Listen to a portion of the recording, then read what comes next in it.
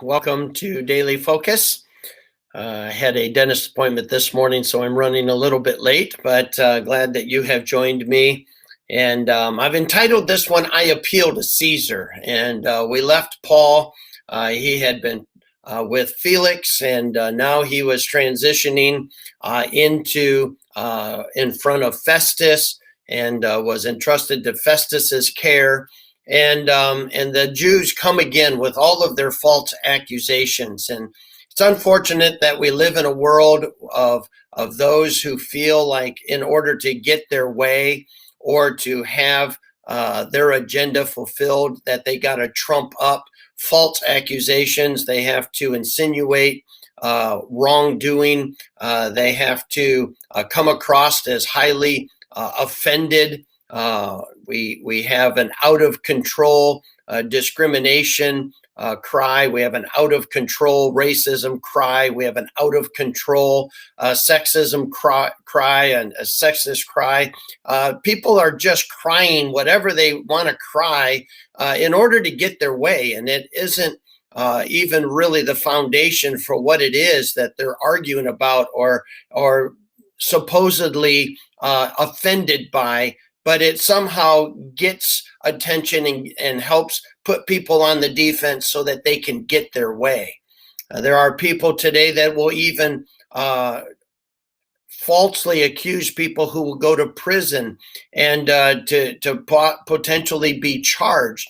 Some will be falsely charged in the courts, but sometimes people are just falsely condemned on the court of public social media or public opinion because of how something has been presented. And it's just a sad day in which we live, but it's not just today. It's been around a long time. And the Apostle Paul and even Jesus himself went through all of this. And so we're in good company if we feel like we're being accused, if we feel like we're being charged with things that are just not what they're being made out to be. Well, the Apostle Paul was there, and the text in Acts chapter 26 makes it clear that none of these things stuck. I mean, Paul even says to Festus, "You know that none of this is true.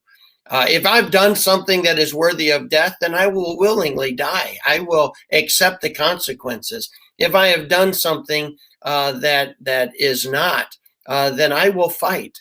And so he then cries out in verse number 11, I appeal unto Caesar. In other words, I'm not going to stand here and let these people who are full of an agenda try to get their way, which is to kill me, simply because they don't like my message. And they've trumped up all of these lies and they've trumped up all of these false accusations in order to justify their conscience in killing me. But I'm just not going to allow that. I appeal to Caesar. And ultimately, God was working through to where the top government officials would hear the gospel. And then you'll remember that Agrippa, in just a few more verses here, is going to cry out, "Almost, Paul, thou persuadest me to be a Christian." Almost. And one of the saddest verses in all of the Bible. But I think that God brought the gospel to the very top ranking leader in Rome in order that the gospel may start at the top and permeate through the entire kingdom. And what an amazing reminder that even when we're going through some difficult times, even when we are being falsely accused or we're being put into an arena where we have to stand firm and we have to stand on truth and we have to fight, as the Apostle Paul is willing to do. He's willing to go through his channels and fight for truth and fight for righteousness. And there are times we have to do that, but underlining all of that is my opportunity to share the gospel to those that are around. And so I think it is an important thing as we look at chapter 26 to remember that in the arenas of a world where there is so much chaos, there is so much confusion, there is so much deceit, there is so much agenda. Just remember this, that we serve a God who's in control. He's got it all under control. He's got a plan. Sometimes we have to fight. Sometimes we have to appeal to Caesar. But I want to leave you with this thought.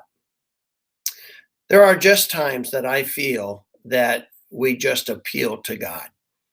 We just put our complete faith and rest in Him and say, okay, God, I don't know what's going to happen here, and I don't know what this person's going to do, and I don't know what the government's going to do, and I don't know what the next restriction coming down the line is going to be, but I do know this: you are in control.